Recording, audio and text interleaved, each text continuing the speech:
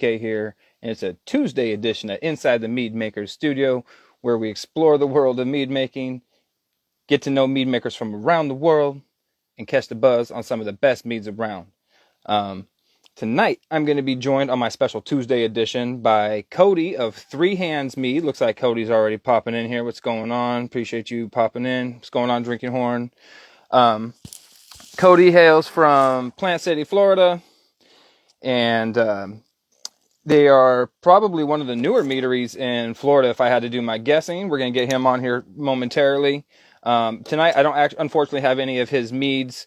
They were not able to make it in time, but I do have a Florida substitute, and we're drinking a stout from the folks over at Corporate Ladder in Tampa, not too far away from where this guy's at. So let's go ahead and bring Cody in here and see if we can make this thing happen. Hopefully y'all can hear me. Oh, there I am. There we go. Takes a second for the connection to always clear up.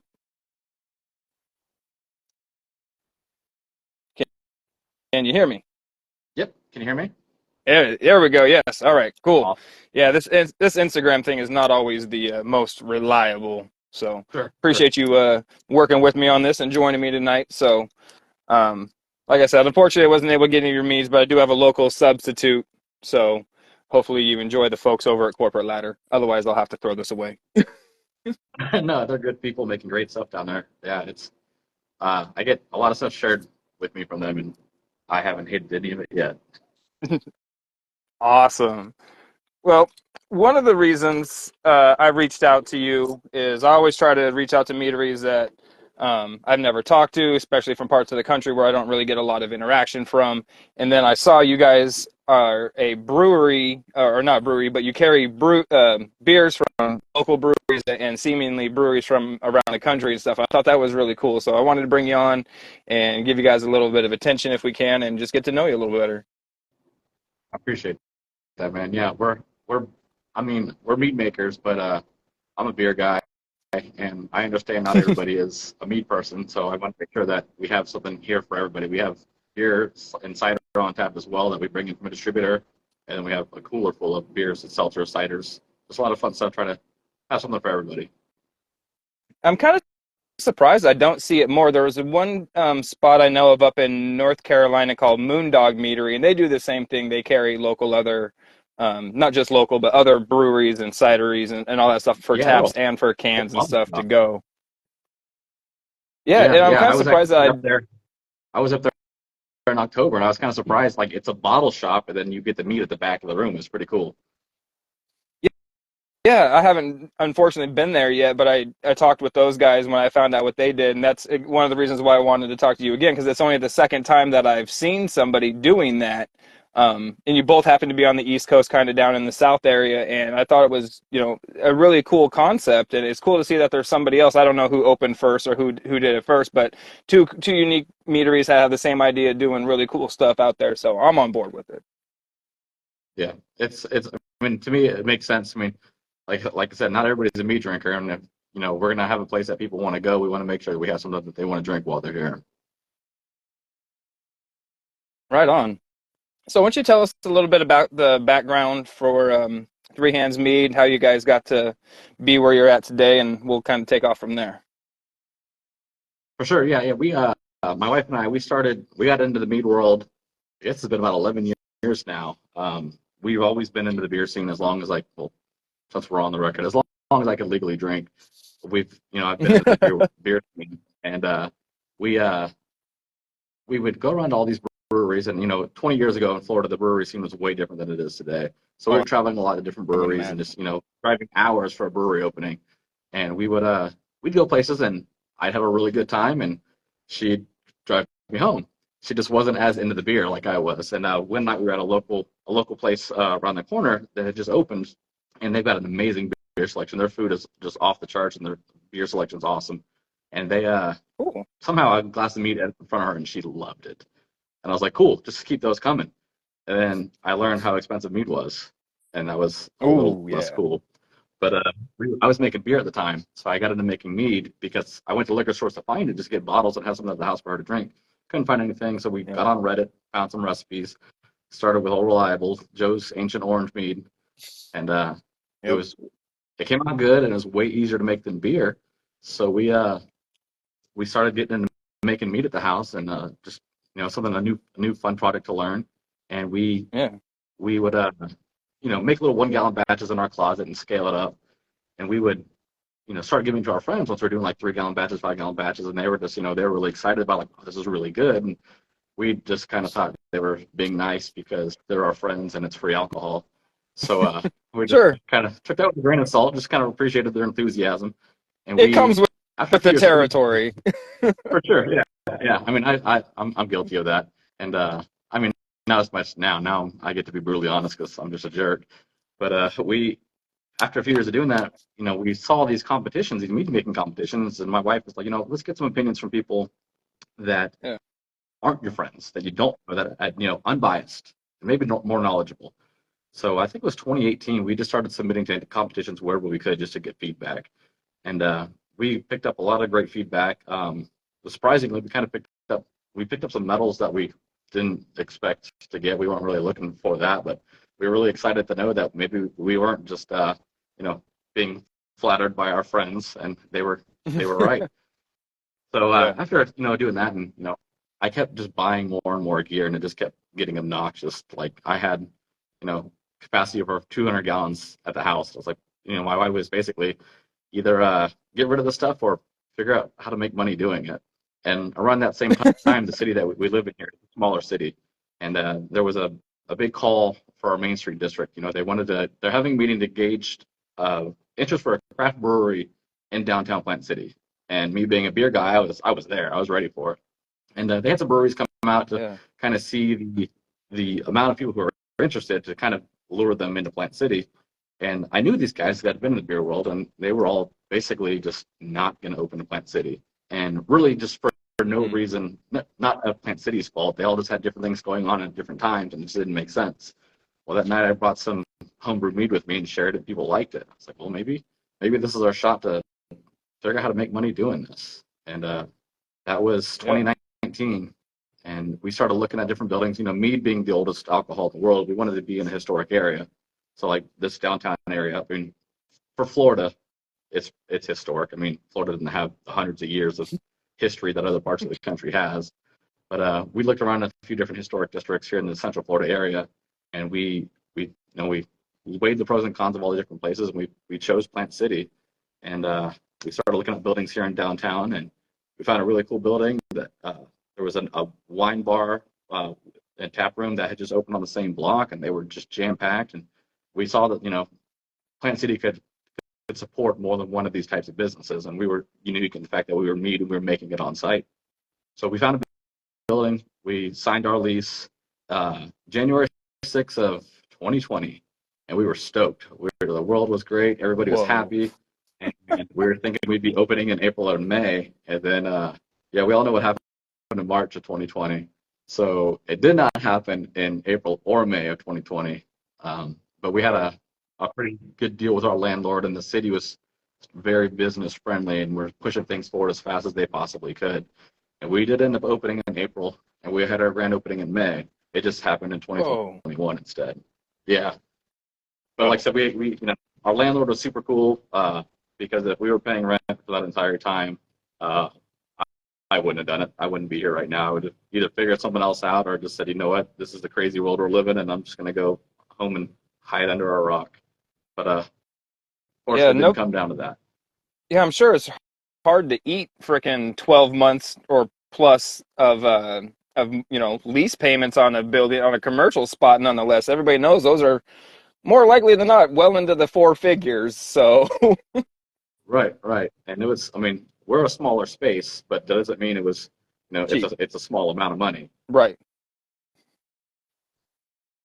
So yeah. Oh yeah. I agree with you, drinking or man. Fuck COVID. That For messed up a real. lot of people. For real. I mean, It Florida, it I mean, as everybody kind of found out, Florida was pretty lenient on it, but I mean, it wasn't the yeah. free for all that some people thought it was. I mean, we still have restrictions. We saw, different levels of government were, operating at different capacities. Like our city hall shut down. They weren't even working for 3 weeks, and then they were working remote for months. and Yeah. then the state, you know, ABT through to come do the licensing. The funny thing is that we actually got our license to produce a day before we opened. We actually, our first Whoa. month, we opened just pouring guest taps. Like we had this this building that we're in. It's part of the whole block is one big building, and all these new businesses opened around the same time. So they had this big party to celebrate these new businesses, and we weren't gonna not show up to our own party. So we just, I have a Yeah. really good friend who's a sales rep for a really cool distributor, and we got some cool stuff in here on tap, and Oh, just cool. got people into the space so they got to at least experience the space that we have. So we can start to educate Yeah. people on mead and get them excited for it while we waited for things to actually finish in tanks. Yeah, the advocacy can never start too early, as you know, most mead makers know out there, and anybody who's, you know, certainly anybody who's tried to sell mead, Oh your yeah, biggest yeah. I mean that started difficulty isn't at the it'd be very making beginning. good mead, it's gonna be advocacy. Yeah, I mean, before we opened, we had, the brown paper over our windows so you couldn't see inside, but we put like who's that, the Havoc or Groenfeld that has that poster with all the different styles of mead. And like we put those on our Hmm. windows, like, yeah, we're mead. Here's a little education on mead before we get here. And that's one of the big things that I thought it would be a challenge, but we actually really enjoyed. It's just educating people on mead. Like when we opened, we had four flavors, and it's still kind of our core four flavors, and they're all unique in their own ways, but they were all approachable. So, if I mean, Yeah, we're close to Tampa, but we're not so close to where there's a lot of people who are into craft beverages here. So, we wanted to make sure that, we gotcha. could give you something approachable that you would enjoy and want to continue your mead journey, not give you something that's either over the top, really fruitful or really dry or, whatever that's too much of any certain characteristic. We wanted to have something a little bit Sure. more digestible. That way people were into it and then we could get them used to mead and then start having fun with flavors. Yeah, bring them in with the like you said, the nice approachable daily driver stuff, and then bring in the more Sure. extreme connoisseur level type stuff. Oh yeah, we get weird now. Yeah, we do a lot of stuff with peppers. We do a lot of dry meads. We do stuff with coffee beans. Okay. We like to have fun, and it's funny just to watch people come in and be excited for things. I mean, we grow habaneros at home, and we're putting habaneros in mead, and we have people like, hey man, text me when, because we use corny kegs here. We'll leave the peppers in the keg and just let it get hotter and hotter and hotter over time.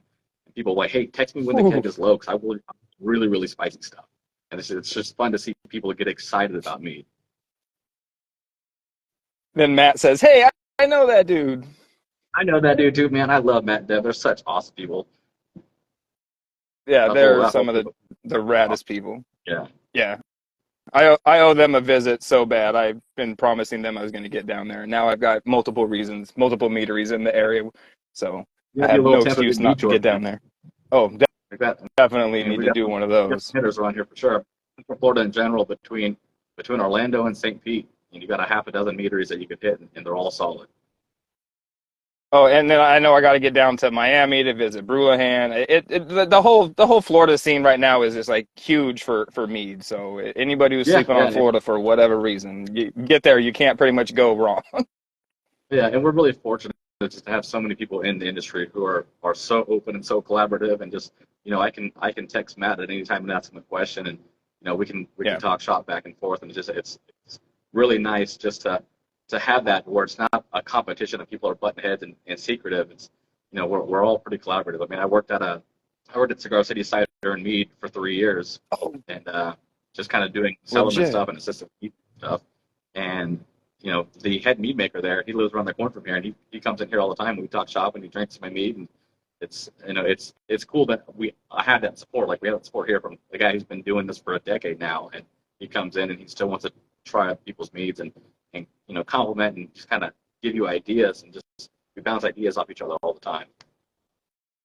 Yeah, that's one thing I've noticed about mead makers is there's typically, again, this is just my observation, a lot less of a grumpy curmudgeony bunch than brewers. You know, brewers tend to like get like the more they do it, they tend to get like grumpier and get that kind of like grizzled old man attitude. And mead makers tend to like keep that like chill surfer vibe type thing going on the whole time because it's a lot less Yeah, stress and drama. You don't have to worry about boils and heat points and flame outs and all that crap. And it goes in the tank, you do your thing, and it's so Just Oh, it's dude. like a Yeah. zen I thing mean, for me. I just like woo saw to it. when you're after brewing beer, man, after brewing for 8 hours, I mean, mead making is not easy, but brewing beer is a lot more work. And you're right, the heat and everything like that. It'll it'll put you in a bad mood just because you're exhausted, not because you're angry at anybody, but you're not having as much fun after sweating your ass off for 8, 10 hours a day or That's longer. true. Or yeah, say 8 to 10 hours. What was that? A short day? You pulled half day that day, huh? Right, yeah, we only did a single batch that day. Yeah, Yeah. Oh, jeez. Looks like Mr. Houlihan heard us talking about him. He just popped into the chat. What's going on, John? river burner for sure. So Yeah, you guys opened up. Yeah, you opened up in April, April, May 21, and it's pretty much been hammered down ever since. You opened up with your core four, and you kind of now expanded out to this, larger web of varieties and stuff. What would you say you guys have a focus, like, or would you consider yourselves like a sugar belt style meadery? Would you get like a dry style, pretty much like all around? Where would we you try classify we try yourself? to have a variety. We've got one maybe two that I would consider sugar bowl style. One of them is actually a traditional, and but we've noticed in the last, I don't know, 6, 7 months, like our dry meads are just crushing it. Like have stuff, we're below 1.5 bricks on 4 different meads, and I can't make them Whoa, fast enough. And I mean, some of them are limited ones that we do. We get, we work with some local farmers here to get some fruit, and it's got to be a small batch. It's only a half barrel or so, but even our berry forward stuff that we ferment all the way dry, people really like. So I think we try to span the whole spectrum, but we probably lean more on the semi-sweet dry side than we do on the more sugar forward side. gotcha. And I love those Bellissima bottles. Those are so sexy, and I don't care what anybody says. Those like they just look really appealing when everybody, when they're all lined up The in your bottles sell cellar or themselves. Yeah, on your shelves. Yeah, exactly. The yeah. bottles I sell mean, themselves, which is yeah. always a I help. mean, unfortunately, as far as I know, we're not making hot garbage. But even if there was hot garbage in there, they're appealing to the eye, and I can at least trick somebody once if I had to. Yeah, and it makes it a little easier to charge the kind of prices that are required of mead. Like you were saying initially, you start drinking mead until you see what the price tag is. I remember Brian up at Unpossible Mead in Illinois was telling me a story one time about how a guy came up to him and had a bottle of his mead. Said, "This is amazing. I want to buy a whole case of it right now." He's like, "Why don't we talk about what bottle prices are before we start talking case prices, man? Because I think you might have a little sticker shock." Sure, sure.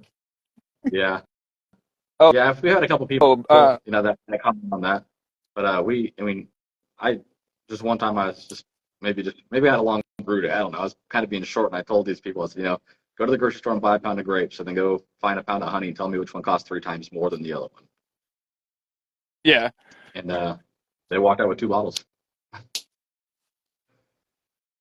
That's rad. Yeah, Drinking those Horn Bellissima. was asking, "What's a yeah?" So these are the Bellissima bottles. These nice, tall, slender. Like, so I work at a vinegar manufacturer, and we use Bellissimas for olive oil, and they're usually like the dark green ones, Yeah. but they put vinegar and stuff in them too. So, um, but yeah, these are pretty much like the standard go-to for your sexy mead bottle type thing. In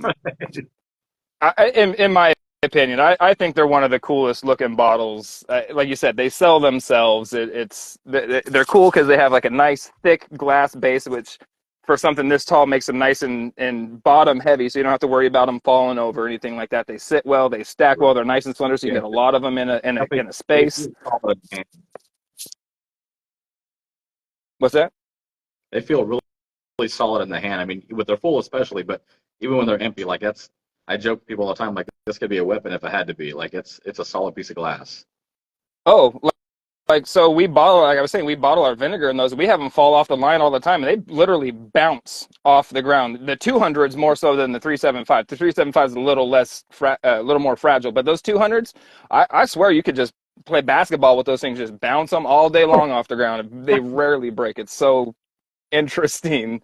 Um, but yeah, so that's what those Bellissimas are. And so you say you're more of a semi-sweet dry leaning, or I wouldn't, more of like a broad spectrum. You try to hit all, have something for everybody. That seems to be like your main goal. Like you said, you even have the beers, the ciders, all that stuff.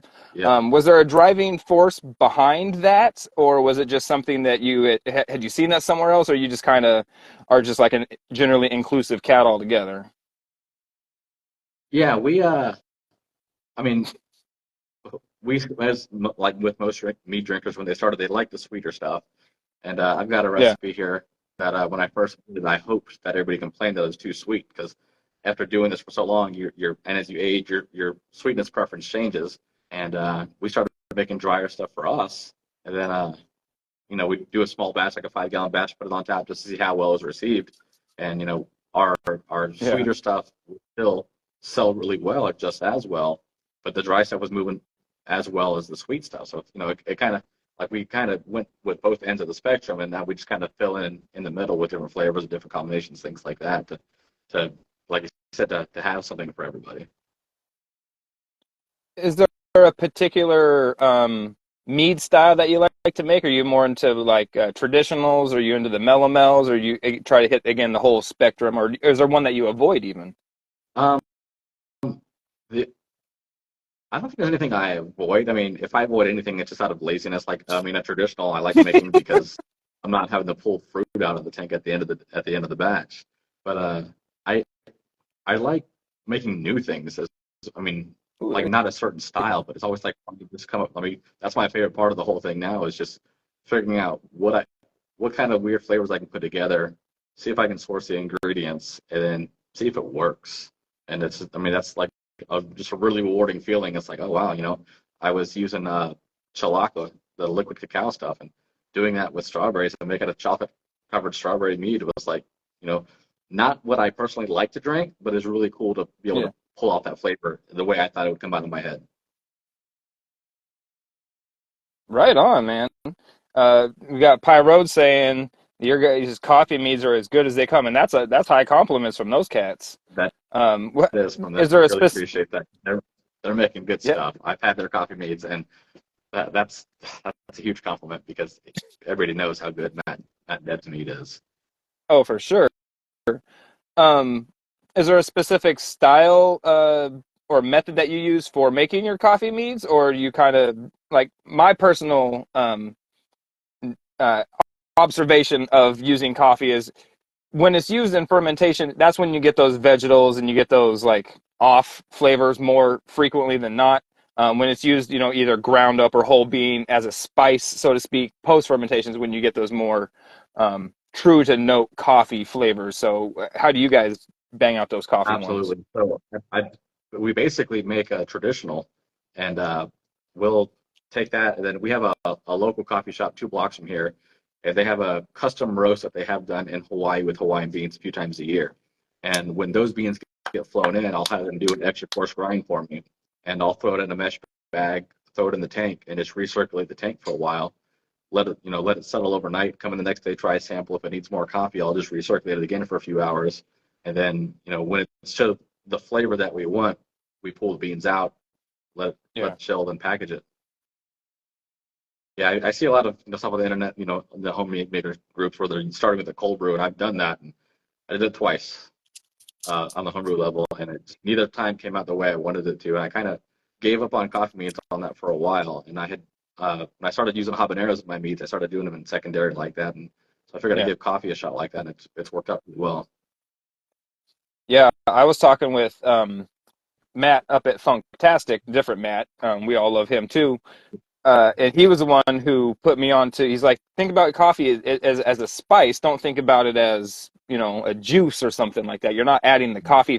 You want the coffee beans, not the coffee. You're just adding more water down flavor and yada yada. Think about it like a spice. Put it in a brew bag, throw it in, use it like that. And ever since then, the ones I can instantly tell. I felt so stupid for not having been able to pick it up before, but it's just straight away now. So, what Yeah, kind of coffee do you use?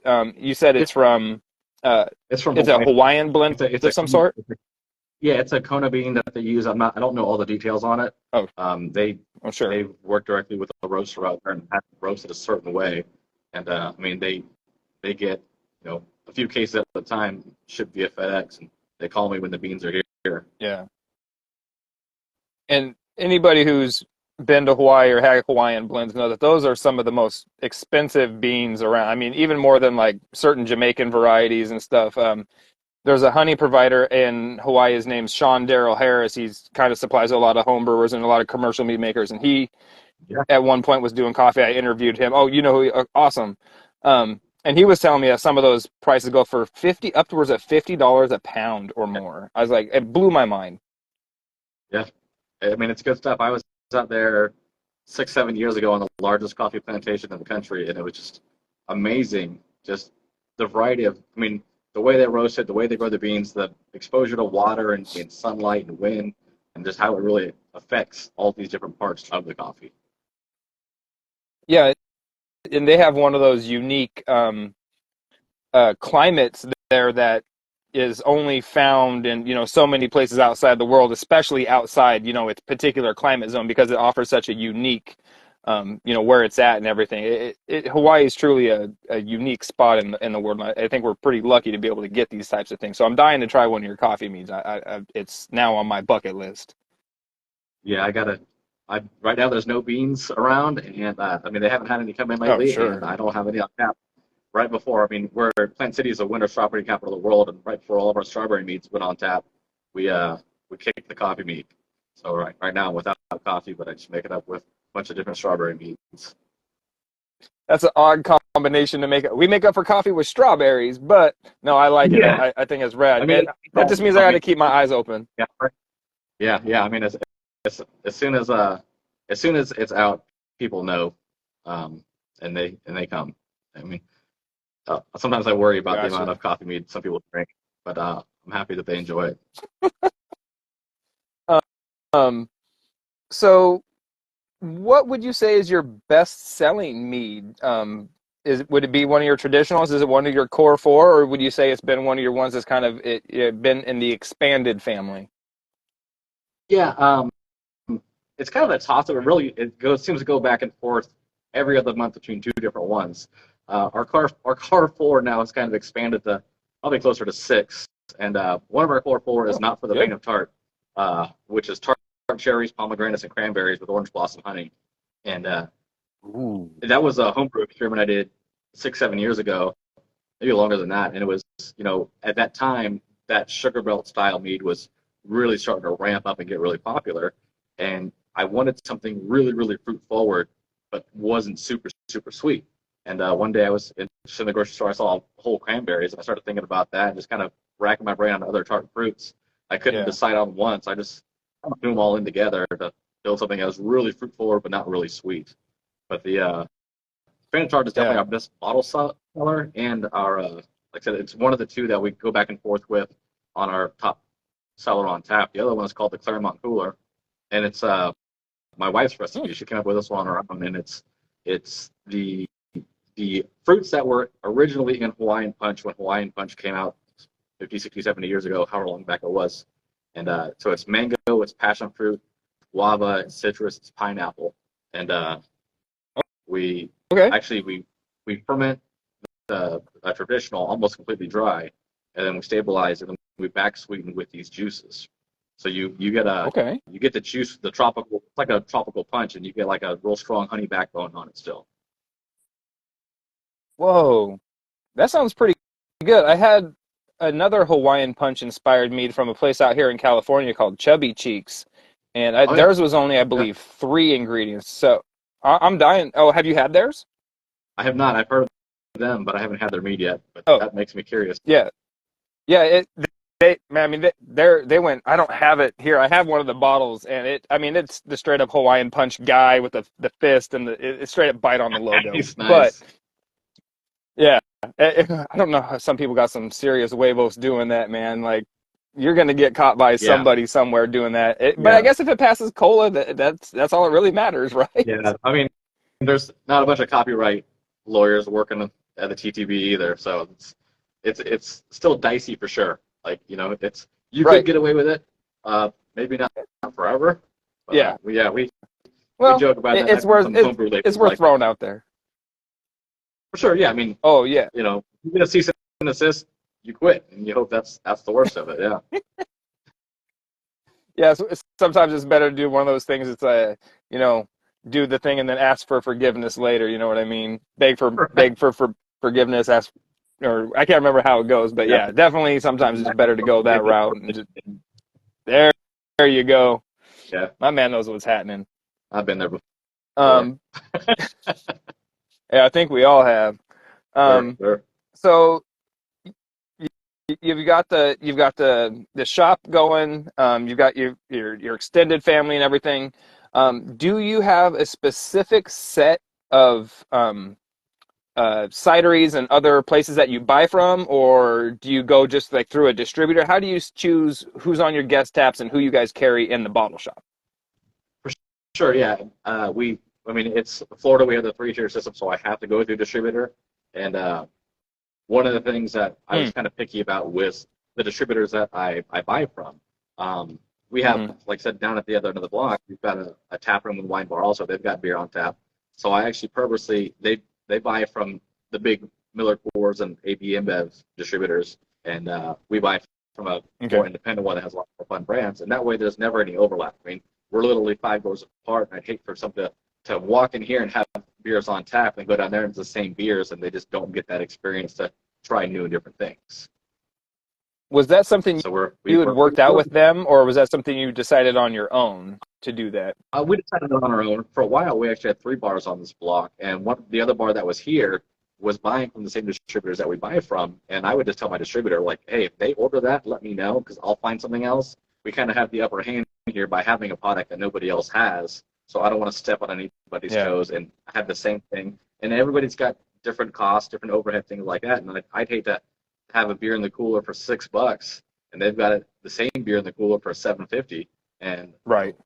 I look bad for cutting them, or they look bad for overcharging somebody. That perception, people don't know all the details; they just see the price difference and assume the worst.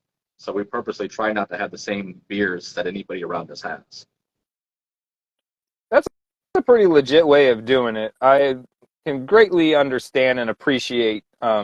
It takes somebody like a connoisseur, like you said, you've been in the craft beer world, into beer since of legal drinking age and all these things. So you definitely have the customer in mind when you're putting together your operation. You got your bottle shop. You're making sure to stock it with unique, fresh things that aren't readily available everywhere else. So like I said, where does this like drive for this extreme customer service come from? Is it an innate thing? Have you always had a customer service? Is the wife pushing you? How does that all work? I'm enthralled by this. I don't really know. I've worked retail in the past, and I did not love it. Mm, Like most people who work retail, but it's just one of those things where when you go into a place and you're treated a certain way, you remember that. yeah, And you know, it's more the customer service side. We try to be a positive, have a positive attitude with everything we do. But like I said earlier, on the business side, you got to have what people want. I have probably just off the top of my head, I can think of a dozen regulars who come in and either don't drink meat at all or hardly drink meat. But the stuff that we have in the cooler and the guest taps that we have are what they're here for, and they're here, once a week or once every 2 weeks, and they're drinking what's on tap and taking stuff home, or just coming and grabbing cans out of the cooler and leaving. But we're here for them. I mean, we're a yeah, resource. I mean, I mean, this area, it's probably a really weird thing to say out loud, but we probably have the best craft beer selection in Plant City, and nobody sets the bar really high, unfortunately, for the customer because we've got 30, 32, 36 different beers in the cooler right now, and it's the biggest selection in town. And wow. it's unfortunate. I mean, I'm glad it's us, but I would Yeah, love to see a craft beer yeah. bar open and just down here. I mean, because 36 beers. I mean, that's not even a full door, is it? I mean, That's a single door, like a glass door, like the single door. What do they call it? Glass door chillers. It's one door. yeah. Uh, Oh, okay. I don't, what's that? 8 rows of or 4 rows of nine, something like that we have. Yeah. Yeah. So yeah, you basically have one. Hey man, I've been to a place here in California where I'm at. They have they have 9 doors, and each one probably has two flavors in it on like sparse shelves, and they just spread it out across the thing, and it looks really like I don't I don't I don't know what the word for it is. It just doesn't look appealing to the eye as a customer to go in there and see, 9 doors and it's basically empty. It sends the wrong Yeah, kind of signal. I don't know what the depending, signal like, it sends is to everybody, but it's not good. yeah, yeah. You come in with high hopes when you see 9 doors, and you have 18 beers to choose from. It's kind of a letdown, probably.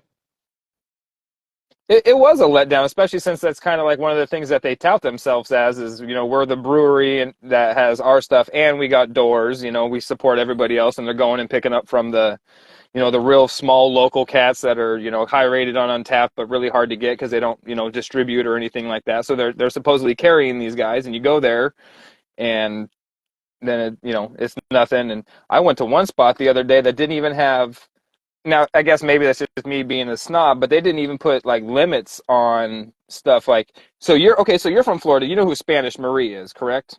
Hmm. So we were getting Spanish Marie. I'm here in just outside San Francisco. That's quite a bit of ways for Spanish Marie to get. You're Yeah. fairly small operation out there. This guy out here at his store didn't set limits on it. Some guy bought it, came in and bought every flat that he had of it. It dropped like $950, and they were doing like $8.99 a can for the Spanish Marie too. I couldn't believe it. And this guy paid full price all the way up for everything and walked out the door. And I came in and I said, "What's going on? Like, I thought you just had it like 2 days ago." He's like, "Oh yeah, some guy came in and bought it all." I was like, "So you're not thinking about the customer?" Like, well, he was a customer. He came in and bought it. I'm like, no, you're not thinking about other customers. This is a limited value product. You can't just get it. Like nowhere else in 100-mile radius of here sells this product. You might want to consider putting limits on it next time. So some guy, and they looked at me like I was stupid, and I haven't been back there. So to see somebody like you, again, I don't know if I'm beating a dead horse, who loves the product, the industry, and wants to support not just meads, but craft beer, cider, anybody who's making a delicious, drinkable, fermentable. You're supporting it, and I'm here for that. Again, there's one of the reasons why I wanted to talk to you is because I appreciate that, and I think it's a very awesome thing. Yeah, I mean, it's like I said, it's important to give people what they want and avoid that interaction you had. I mean, that guy's so worried about the customer, but just made a unhappy customer. At least one.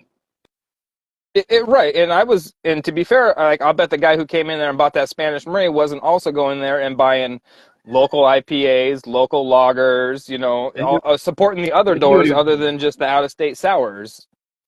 Yeah, he knew what he was Oh, doing. that dude knew. Now that dude's flipping those 4 packs for $40 a piece, and plus probably a mule fee or some shit like that somewhere. It kills me. So what's the short term advancement for Three Hands? You've been open for coming up on well next month. Well, I guess a month and a half. Let's call it 5-6 weeks away. We're coming up on 3 years here. Do you have a big 3-year anniversary planned, or what's going on for that? No, we suck at celebrating ourselves. like we haven't had an anniversary party yet, and it's the way our schedule is. We're only open 5 days a week, and this anniversary party, I think, or this anniversary falls on a day that we're off.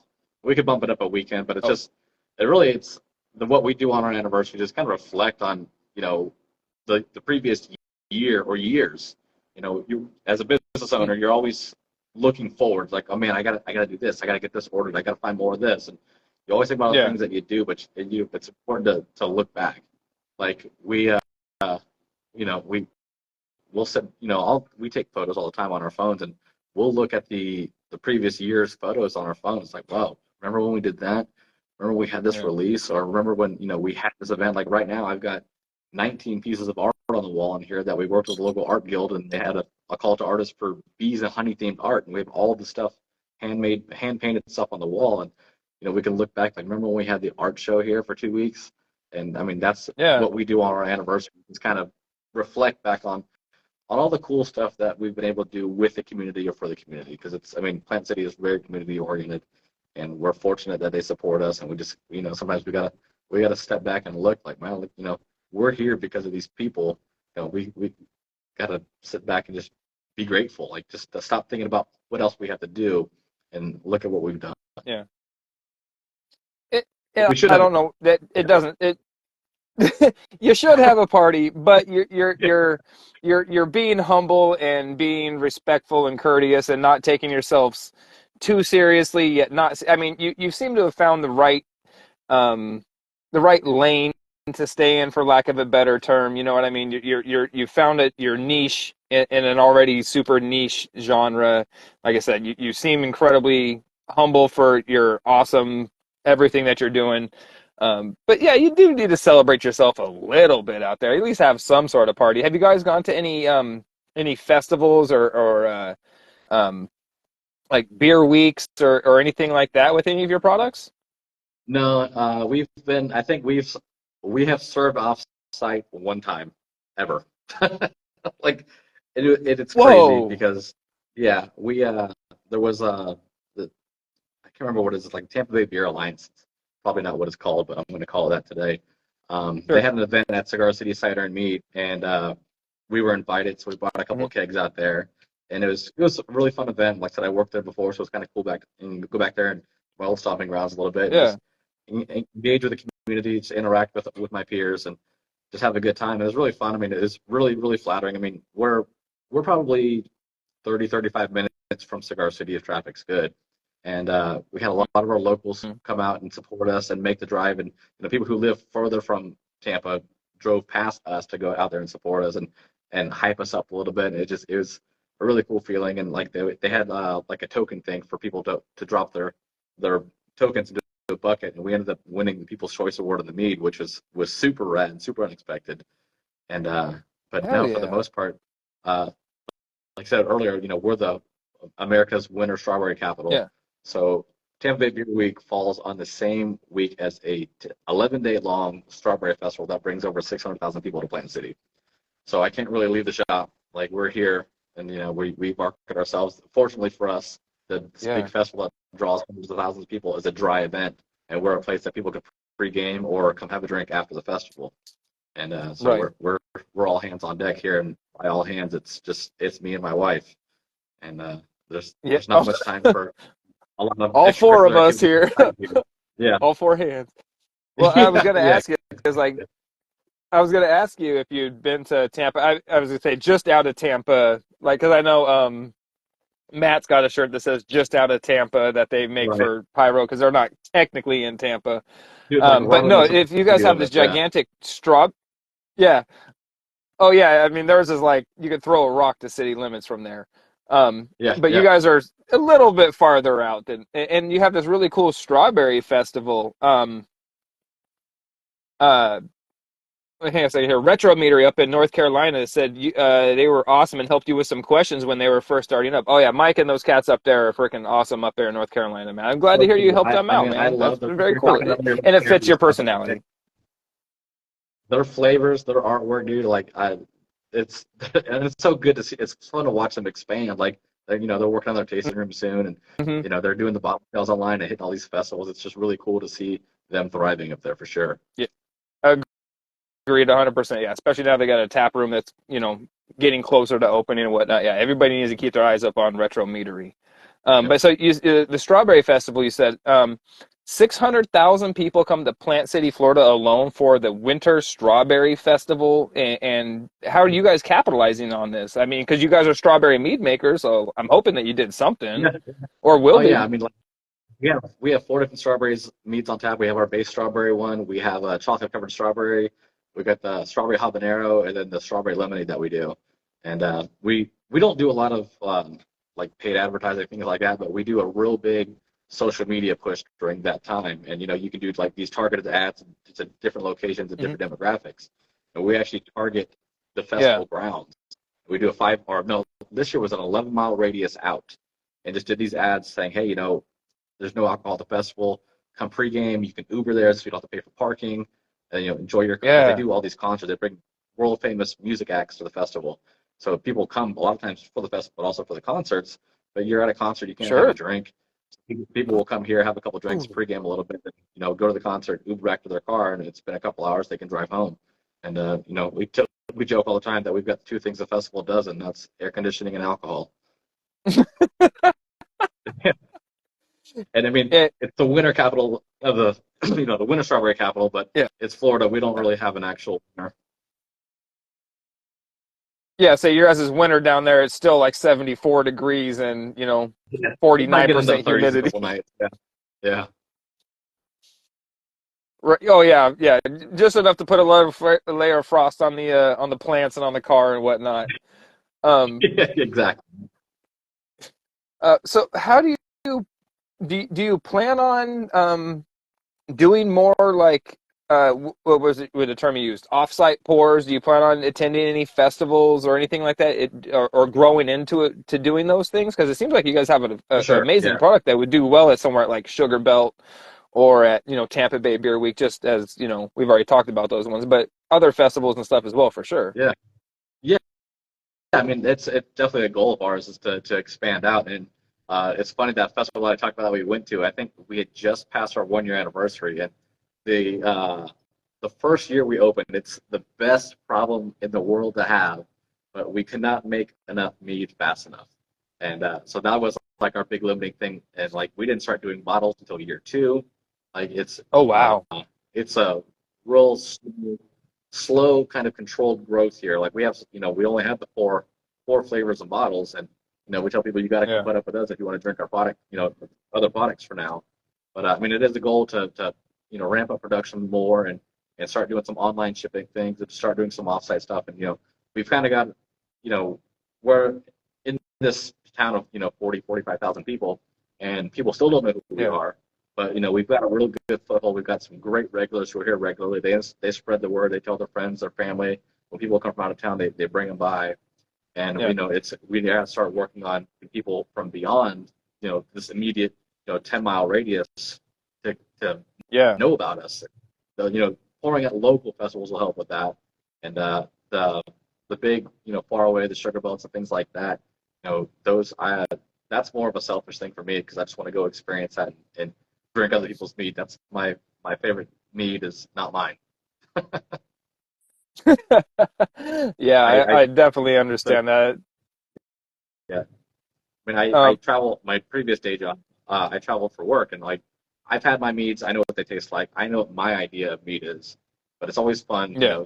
to see what other people are doing with honey. It's like cool, I know what I think mead tastes like. What do you think mead tastes like? So I just was up in North Carolina. I had three different meaderies back in October, and it was really fun to Oh see wow. how people are working with the honey that they have, and what are they pairing it Yeah. with, or how they can stand on its own as a traditional, and just see what other people think of mead. Yeah. I was actually surprised at the intensity of the North Carolina mead game. There's probably, I would say, close to a dozen meaderies in North Carolina, The whole and alliance, dude. yeah, the North Carolina Mead Alliance is Yeah, coming in strong as the Mead Alliances. They came on about, I'd say, 2.5, maybe 3 years ago, and they've been coming hard and heavy ever since then. Everybody that's on there is real solid meaderies. They're all a little bit yeah. different. They kind of all support each other. Um, Quick programming note. Speaking of North Carolina Mead Alliance, next week I'm going to be speaking with Nico, the mead master from Stardust Cellars, No. and Yeah. a another microbiologist, a Dr. Katie Hale from North Carolina University. We're going to be talking yeasts, microbes, the history of yeast, baking yeast versus brewing yeast, all this stuff. So anybody who wants to come back for that, join me next week, next Wednesday for that. So That'd be right. yes, sir. I'm such a nerd and just and like I said, just talking to you, discovering what you guys are doing in your kind of unique operation compared to a lot of places. Have you seen anything out there that any other meaderies or breweries are doing that you said, man, I'd really like to bring that on board here at our operation? Um, Unfortunately, I haven't only because I don't get out much. I mean, there's styles of True. meads that I like to bring on. I mean, one of the things that we'd actually like to start doing this year is trying to find some apple orchards up north and kind of bring cider into the fold as well. We have Yes. we have I don't know, I can think of three regulars right now who only drink cider, and it'd be fun just Hmm. to be able to provide them with something that we made here, and give them something that is made local, and depending on what ideas they have, maybe has their influence in it too. Just what would they like to drink? What ciders have we had that they liked, and how can we put our own spin on that? Here And you actually, are Matt, again. Matt Pye, How can I make my customers happier? What can I do to satisfy my customers? I don't want to make it for me. I want to make it to make my customers happy. Dude, you're a freaking rad person. no, I mean, I legally I can't make what I want because I don't have a brewery license. Like I'm a beer guy. Like That's, that's yeah, no braggets, none of that selfishly type. part of why Yeah. we have beer. But yeah, and that's one of the things I'd like to do. I mean, one of the fun things I'd like to do is I'd like to do some collabs with breweries and incorporate honey into some unique beer styles that maybe some breweries are making that aren't super popular for them, but just to kind of cross promote it a little bit and add a different spin on it to where like if somebody's making a smoked porter, like let's throw some honey in there and kind of have like a sweet smoky thing going on or something like that. And that's one of the things that I'd Yeah, like to do. That's just kind of unique and gets our name out to a different audience, but also just kind yeah, of allows for sure. other people to have fun with different flavors. Awesome.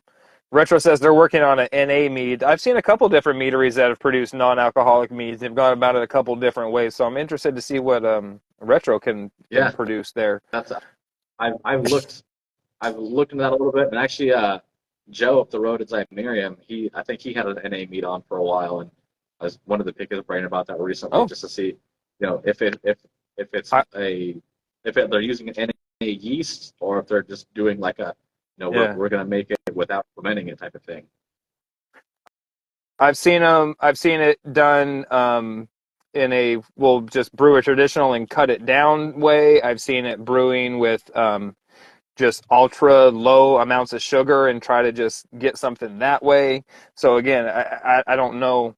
I've only been homebrewing for about 3 years now, 3 or 4 years. So I'm still really new and green to a lot of these things.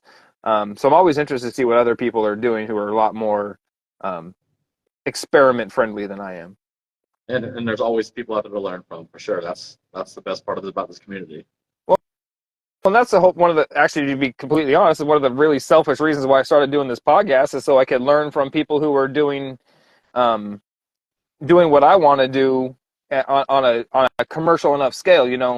There's a lot of there's a lot of home brewers out there that make some really really killer stuff, but you can't always get homebrew stuff on a regular basis. If some guy makes it, he's only making so much and all this stuff. Like I want to buy.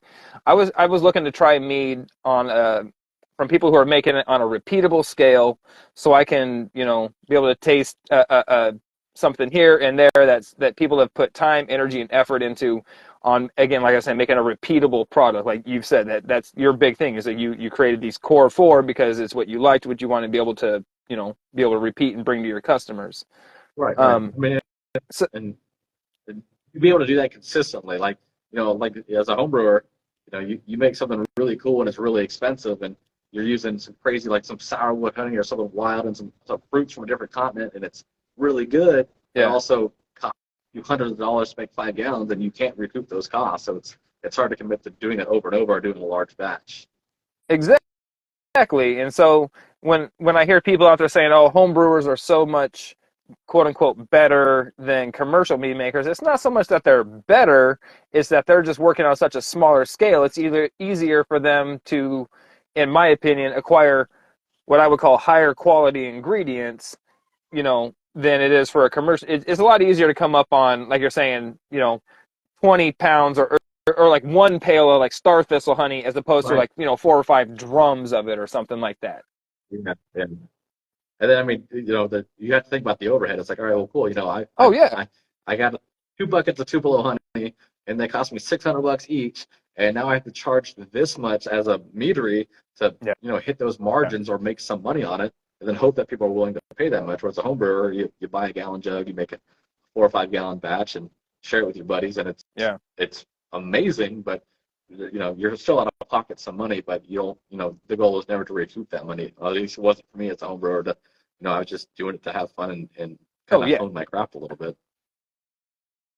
And I think that the home brewers that have their heart in the right place, again, my terminology, are doing that same thing. They're basically giving, putting their product out there for people who they either value their opinion or trying to get more exposure, but not necessarily for the name of getting their name out there, but for the sake of being able to create a better product from their craft that nobody wants to spend all this time and energy into a hobby to have it suck.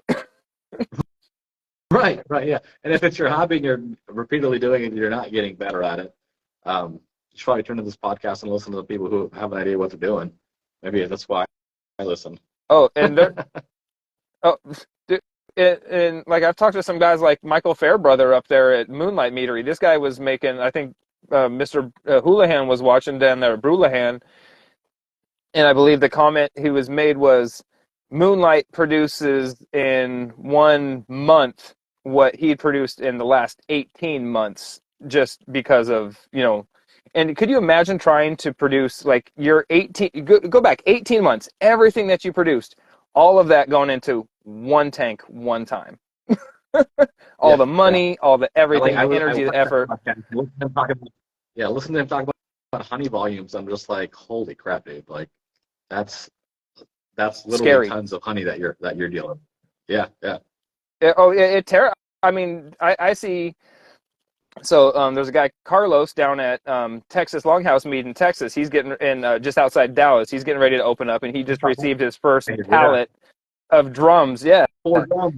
Yeah, dude, that's a commitment, man. That's 220 gallons of honey. That's a commitment. I love it for him.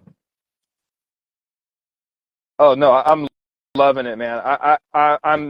I'm scared for him and envious and jealous and all these things all at once. Anybody who's opening a meadery, I'm thinking is that you got, like I said, you got the huevos to do something like that and the commitment. I'm here for it. Totes upon totes upon yeah. Yeah, the superstition makes So those ICB totes, those 275 gallon or 325 gallon totes. I can only imagine what 325. I mean, even at $1 a pound, you're looking at 325 times about what, like 9 pounds for honey, or was it so a gallon? Yeah. Gallon. Get out of here for that. Get the fuck out of here. Every time to be about totes, I'm like, I wouldn't even know what to do with that, dude. Like, I move my stuff buckets at a time in the back of an old Nissan pickup truck. Like, I can't mess with totes. Yeah, I'd love to. Well, and there's another thing. Yeah. Well, and you bring up a phenomenal point. There's so many mead makers that are in, and I use these terms, and unfortunately, these terms are so subjective to meaderies because they're so small and niche. You think of a large-scale meadery, it could be somebody who's selling, even within their state, not even distributing, but by the volume that they produce are a large-scale meadery. And some of these places don't have forklifts, don't have, loading docks or anything like that. So anything they got to come in, you're spending extra money on top of this every time you order something to get a delivery truck with a lift gate and a pallet jack and all these things. So, and that's a lot of stuff people don't comprehend. Okay, cool. Now you got your $1,600 pallet of honey to come in. Now you got to pay an additional $400 for the guy to come out with a lift gate and a pallet jack. Get the fuck out of here. Yeah, and it's one of those things where you're getting a good deal on honey, and then the cost to get the honey is it makes it not offsetting the good deal. We're pretty fortunate that we've got a lot of a few beekeeping clubs here in the area, and try to work with as many local beekeepers as I can.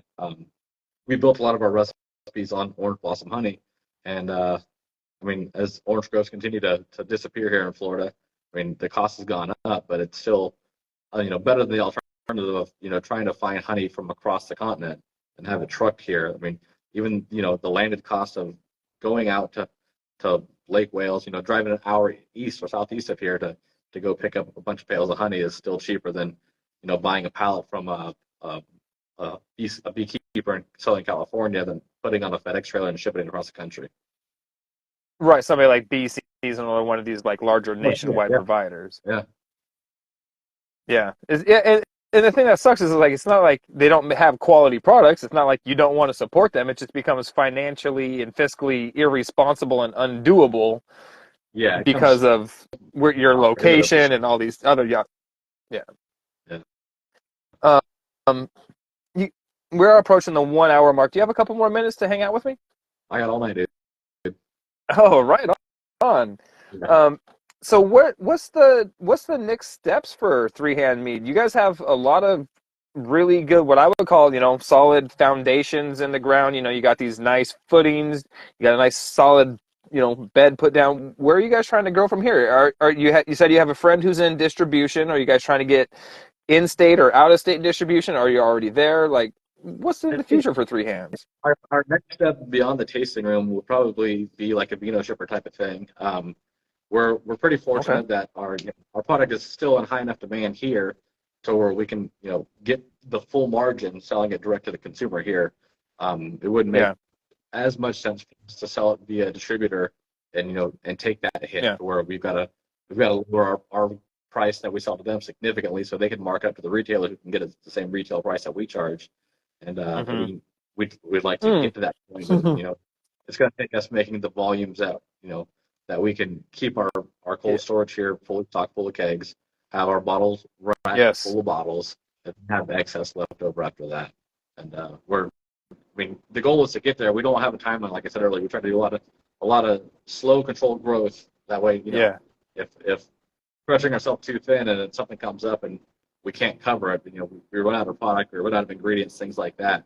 We want to make sure Yeah. that we we're covered. Like I've got a I've got more meats than I have 100%. cold storage right now. Like I've got just kegs piled up in the back, and it's great to have that, but it doesn't last forever. So I want to make sure that these tanks behind me right now, there's three that are empty, and Oh, with those tanks all being and they're all full, and I've got this stock, and I've got a bottle rack full, and we're shipping on Vino Shipper, and we're getting our product out there. Then it's like, all right, from there we can make that step to where we start pushing out to either local craft beer bars or restaurants that have a big craft selection that can move this product. Because one of the things, I mean, as mead yeah. is getting more and more popular, you still have the struggle of education. I mean, I could take a keg to a local bar with a distributor and have a whole education course with the staff on what mead is and how to sell it, and then somebody's gonna say, "Oh yeah, it's a honey beer with fruit. Try this."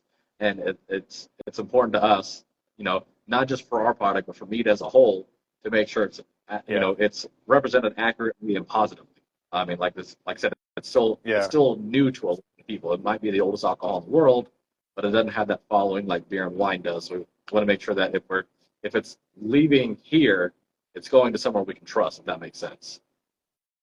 No, it makes perfect sense. Like I, like I was saying before, like advocacy is the number one, I say, quote unquote, job that mead makers and mead producers are doing. You're making the mead and everything, but once you got the doors open, you I don't think I've talked to a commercial mead maker yet that has a tap room that says they're not, you know, educating at least 50% of the people that are coming through their door have either never had mead or sorry, have never heard of mead or have never had mead, but have seen it on things like, like either, some fantasy show or, read about it or heard about it somewhere or something. So if your initial customer base is 50% or more, I don't say uneducated, but people who are, unfamiliar with your product, that's a, man, you want to talk about an uphill fucking battle. And you got to think too, those are people who are coming to us. Now, if you're at Right, a a chain bottle, a craft beer bar or a place that's got a huge tap list, right, you're going to knock that down probably to 20% of that 50. So now you're talking 10% of the people. And right, like I said, you want to make sure right, you can trust whoever is representing your brand or even just meat in right. general. You want to make sure they're familiar and they're educated and you can trust them to represent it in an accurate and positive way. 100%. You took my thought, formulated it into words that sound better than something I could have made myself, man. I Yeah. nerds and bookworms for me. That's Ditzy Kitty. She's over here in the just outside the Las Vegas area. She does some great homebrew stuff. Potentially going to be opening a commercial spot. So it's good. I love that people from all around the country can kind of, you know, pick up on the same notions and concepts and relate them to their, area. And it doesn't matter whether, again, you're in, Plant City, Florida, and just outside Las Vegas, Nevada, or wherever up in Alaska, it's all the same. You're dealing with uh, the old, like you said, the oldest fermented beverage on the planet that has the least amount of awareness, and it's Yeah, if you're pushing mead, anybody pushing mead has the same struggle. We all have the same struggle. It doesn't matter really where we're at. It might be a different, percentage of people or a different level of understanding or acceptance, but right, we're not pushing light beer. Everybody knows what light beer is. So like I exactly. said, it's that you're right. Any pick a spot in the country and walk into a bar and ask people about mead, and raise your hand if you've heard of mead, and you're gonna get a lot of hands that don't go up. Probably more than that do. Almost every time, and even somebody like you again, who's in, you know, uh, in my opinion, a meadery heavy state like Florida. Um, think about some of these cats that are in states that have, man, 3 meaderies across the entire state, and they're all spread out. Those guys, man, that I always feel for them and admire their tenacity and their gumption to go out there and push the product and do the advocacy. Because I feel that those guys are probably taking a lot more hits than necessarily cats like you were saying. There's different percentages and ratios of people who are in awareness levels, but ultimately, Florida to Seattle, New York to LA, and everywhere in between, everybody's advocating hard for the Yeah. product.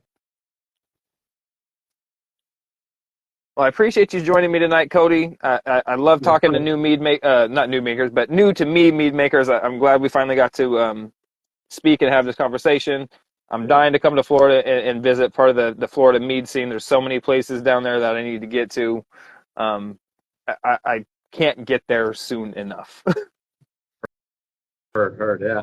Yeah. I mean, I appreciate you reaching out to us to do this. I mean, it's always good to talk shop with people, especially people who are familiar with mead. Like I was saying earlier, here in Florida, we have a lot of mead makers we can go back and forth with, but it's always good to talk to fresh minds and people with questions that Yeah, we don't think to ask, or we kind of get in that tunnel almost where you're doing the same thing over and over again, and it's good to have people kind of yeah. pick your brain and open it up a little bit. I appreciate you reaching out and having us all tonight.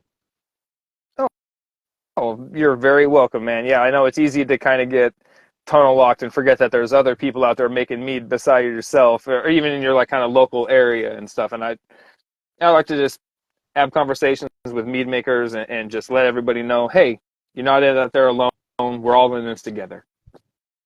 We are, man. And I mean, there's like you. This podcast is a help to me. Like I said, I'll be tuning in next week because I like to nerd out on the science side of it, and I'll have that opportunity. But just to listen to a few weeks back, to Michael Fairbrother, making these giant volumes, these huge volumes of mead, like whoa, he's having the same struggle as I am. It's this podcast is kind of an eye opener, not just to be on it, but to tune in weekly and hear what people are going through or hear their success stories and hear how they're doing things differently than we are, and that's important to the mead community. So thank you, man. I appreciate you so much, man. Everybody, this is Cody. If you're not following Three Hands Mead, go hit them up on all the socials. You'll find them out there. They're doing big stuff across the whole spectrum of mead, dry to sweet, berries to traditionals, and everything in between. So have a phenomenal night, brother, and I will make it a point to get some mead from you, and we'll link up in the future. 100%. Yeah, for sure. You'll definitely get to experience it soon enough. Excellent. Have a good night, brother. Cheers, brother. Have a good one. You too. Thank you again so much to Cody and the folks over at Three Hands Mead for doing what they do, joining me tonight. I had a great chat. Thank you, Tony. I appreciate that. I also thought it was a great chat. Join me tomorrow. This is a 2 interview week. We're going to be joined by Rag and Bone Meadery. They are a husband and wife that are bought a piece of property, taken this greenhouse and from dilapidated greenhouse and turned it into a phenomenal tasting room. I don't know if that's quite where their brew space is going to be. There were a couple of YouTubers that I believe were under the same name, Rag and Bone.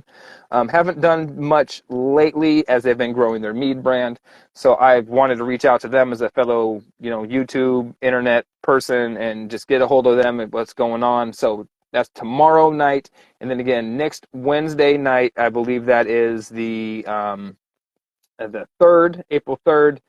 I'm going to be speaking with Nico, the mead maker, Nico, the mad mead maker. I can't remember what he exactly said his name was, but he's over from Stardust Cellars in North Carolina, and the Dr. Cody Hale. They are both microbiologists in the yeast world, and we're going to be getting some insight into the history of yeast, bread yeast versus brewing yeast, all these different types of collabs, and all these different types of informations about yeast in general. I really don't know how to talk about it because I feel like I'm kind of out of my realm with these two PhD people, but we'll make it happen, and I promise I'll commit to you a phenomenal product. So if you join me, I appreciate you, and we'll get you some squared away kick-ass stuff. Thank you tonight for joining me. I will see you guys mañana and next week as well and far into the future. Have a great night. Peace.